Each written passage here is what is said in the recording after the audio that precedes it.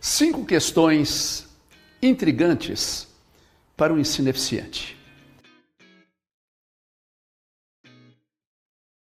Primeira questão: como o cérebro humano aprende?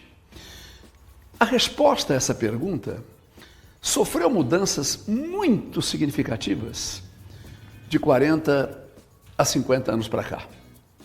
Porque até o início do século XX, pouco se sabia sobre o cérebro humano. Sabia que ele era essencial. Sabia que a cabine de comando do meu corpo. Sabia que era a fábrica dos meus pensamentos, das minhas ideias. Mas os detalhes do processo de aprendizagem, o tipo de operação neurônica que o cérebro desenvolvia para aprender, se tornava desconhecido. Com o avanço dos conhecimentos sobre a mente e com o nascer da nova ciência, hoje essa resposta já é possível. Agora, existem 2 maneiras para responder a pergunta como o cérebro humano aprende. Ou discorrer de uma maneira enfadonha e cansativa processos bioquímicos que levam ao processo de aprendizagem, ou explicar, em relação ao professor, que tipo de procedimentos facilita o cérebro aprender. Portanto, esquecendo essa terminologia pesada, ligada à neurociência, não necessariamente falando em conexões e sinapses, entrando numa realidade prática da sala de aula, como o cérebro humano aprende. Isso requer do professor alguns princípios, alguns fundamentos sem os quais o processo de aprendizagem é muito difícil. Vou enumerar esses princípios e dizê-los primeiro, segundo, terceiro, mas veja, a ordem com que eu os exponho não fala da sua qualidade, porque todos agem de uma maneira simultânea. Portanto, o primeiro processo que leva o aluno a aprender e guardar o que aprendeu é a significação.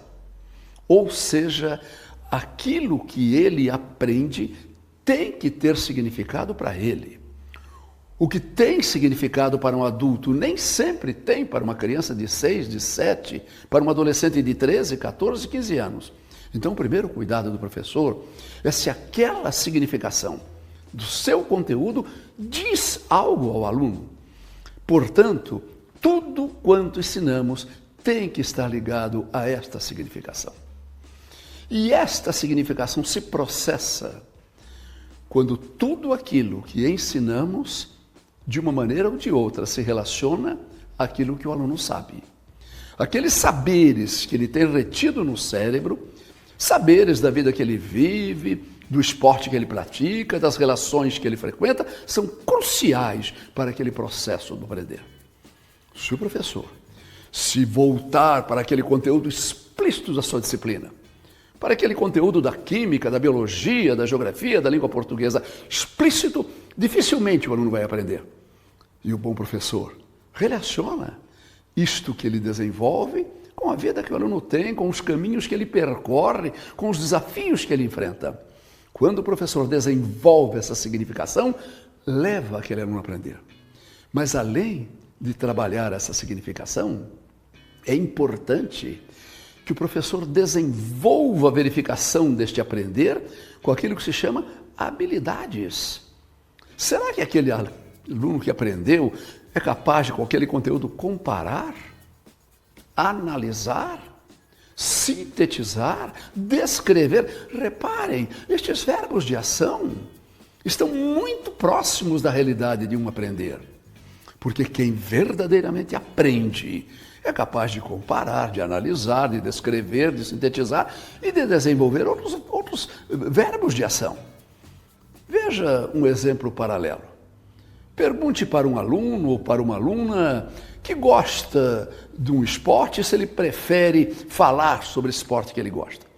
Não importa se o futebol, se o vôlei, se o basquete, veja, aquele saber que ele tem sobre esse esporte o permite comparar, analisar, classificar, deduzir, relacionar. Então, se é importante para o processo da aprendizagem, é a significação, mas também a propriedade de se fazer uso dessas habilidades operatórias.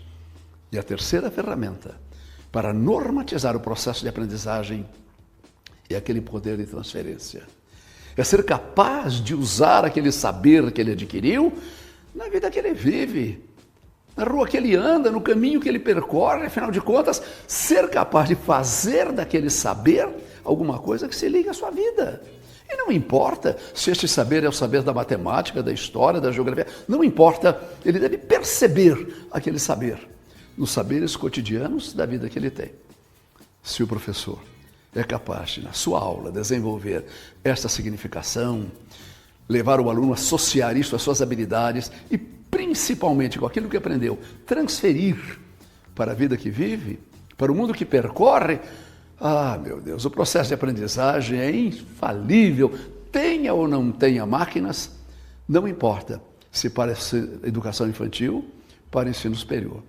Portanto, experimente às vezes, numa aula, dividir as turmas em grupo, sem nem mesmo sendo essencial que mudem de lugar.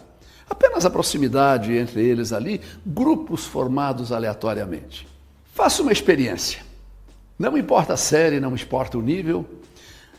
Você está numa sala de aula e, de repente, de uma maneira aleatória, subdivide-a em grupos. Não precisa nem juntar as carteiras. Pela própria proximidade, você divide o grupo. E depois, pegue aquele conteúdo que você acabou de ensinar e que você supõe que ele saiba, e para o primeiro grupo diga, tente ligar isto que você aprendeu a um jogo de futebol.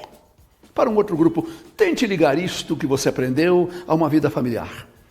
Ao terceiro grupo, tente ligar isto que você aprendeu a uma excursão, ou qualquer outra coisa aleatória. Se o aluno é capaz de perceber, naquele conteúdo que ele aprende, a relação que isto tem com a vida, você não tenha dúvida, ele realmente aprendeu. Portanto, a primeira pergunta, como o cérebro humano aprende, é uma pergunta essencial. Mas repare, a segunda pergunta não é menos importante que a primeira. Como o cérebro humano guarda? Porque pense bem, de que adianta aprender para não guardar? Não é o desespero comum do aluno pensar que sabe e, às vezes, diante daquela prova, sente que tem um branco, que não guardou, que não reteve? Será que aqueles conhecimentos se perderam assim? Então, se a primeira pergunta, como o cérebro humano aprende, é essencial, não é menos importante a segunda pergunta, como o cérebro humano guarda? Como funciona a memória humana? Como eu posso ter a certeza de que aquilo que eu aprendo na leitura que faço, na pesquisa que desenvolvo, na aula que assisto, efetivamente guardar?